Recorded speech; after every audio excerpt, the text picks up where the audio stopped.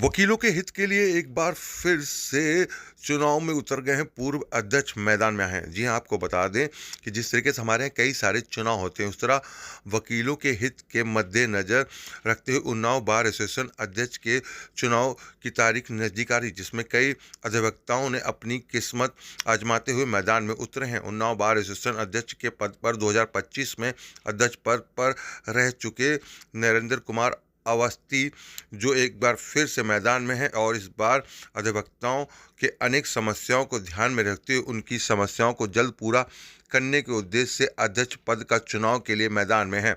आपको बताते चलें कि अधिवक्ता कहीं ना कहीं सामाजिक रूप से पारिवारिक को जोड़ने का काम करते हैं और अधिवक्ताओं को विशेष रूप से कोई भी सुविधा सरकार से नहीं मिलती, जिसको ध्यान में रखते हुए नरेंद्र अवस्थी ने अधिवक्ताओं की आवाज़ के साथ इस बार अध्यक्ष पद पर चुनाव लड़ रहे हैं। और आपको बता दें कि 8 बार से अध्यक्ष पद पर रह चुके सतीश शुक्ला ने नरेंद्र अवस्थी का समर्थन कर उनकी जीत का फैसला दिलाया। प्रेस कॉन्फ्रेंस कर नरेंद्र अवस्थी ने अपने अनेक अधिवक्ताओं से जुड़ी समस्याओं को पत्रकार के सामने रखा और यह भी कहा कि वो जल्द से अगर अध्यक्ष पद की नियुक्ति होती है तो तमाम समस्याओं का निवारण होगा। तस्वीरें हम आपको दिखा रहे हैं किस तरीके से यहाँ पर अपनी बातों को रखा गया और किस तरीके से चुनाव की पूरी तैयारी हो चुकी है। जी हाँ, उन्नाव की तस्वीरें दिखा रहे हैं, उत्तर प्रदेश के उन्नाव में। देखिए किस तरीके से बार एसोसिएशन के चुनाव को लेकर ये पूरी तैयारी हो रही है। अब आपको सुनाते हैं प्रेस कॉन्फ्रेंस के द्वारा क्या कहा गया। उन्नाव से आप देख रहे हैं मोहम्मद आरिफ की रिपोर्ट। 2005 में पहला अध्यक्ष रहा बार एसोसिएशन उन्नाव। उसके बाद मॉडल बाइलाज के लागू हो जाने से 25 साल प्रैक्टिस के बाद ही अध्यक्ष पद का कोई चुनाव लड़ सकता है जी।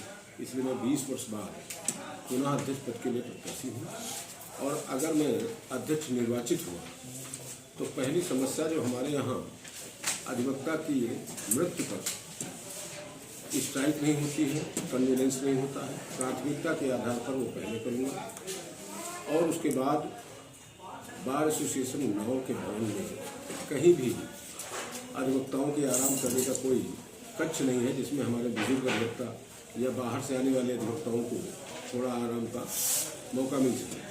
तीसरी प्राथमिकता ये है हमारी कि बार एसोसिएशन भवन में कोई कैंटीन नहीं है। कैंटीन का निर्माण होगा जिसमें सारी सुविधाएं रहेंगी।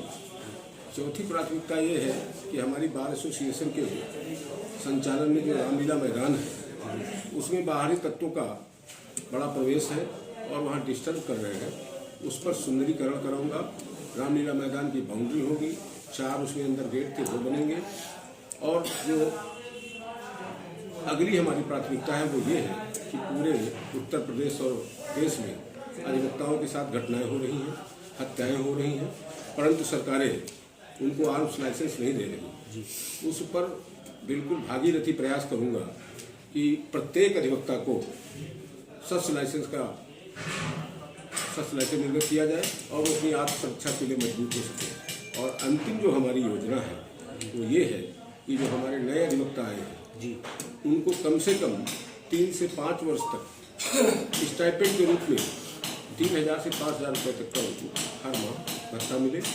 इन्हीं प्राथमिकताओं के साथ मैं पुरानी हूँ और युवा अधिवक्ताओं के लिए कोई हमारे यहाँ व्यवस्था नहीं है, उनके लिए प्राथमिकता के आधार पर प्रयास करूँगा।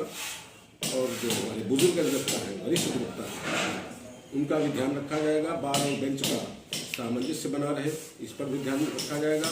और छोटे बड़ों का जो सम्मान है वो कुछ विगत वर्षों में क्षीण हुआ, प्रयास होगा कि हमारा जूनियर अधिवक्ता वरिष्ठ अधिवक्ता का सम्मान करे और वरिष्ठ अधिवक्ता से प्रयास करूंगा कि वो भी अपना स्नेह छोटे भाइयों को दे। इसी उद्देश्य के साथ में पुनः जिस तरह संज्ञान वो बार के सर्वमान्य जी नेता हैं और हमारी बार में 8वीं बार अध्यक्ष निर्वाचित हुए हैं जी। और अगर अधिवक्ताओं के प्रति उनका लगाव न होता और अधिवक्ताओं के हितों के लिए कोई लड़ाई न लड़े होते तो शायद यहाँ 8 बार कोई अध्यक्ष नहीं हुआ। और जो सदैव अधिवक्ताओं के हर काज काम में कष्ट और सुख दुख में खड़े होते हैं, ये सबके बस की बात नहीं, ये उनका अपना एक व्यक्तित्व है।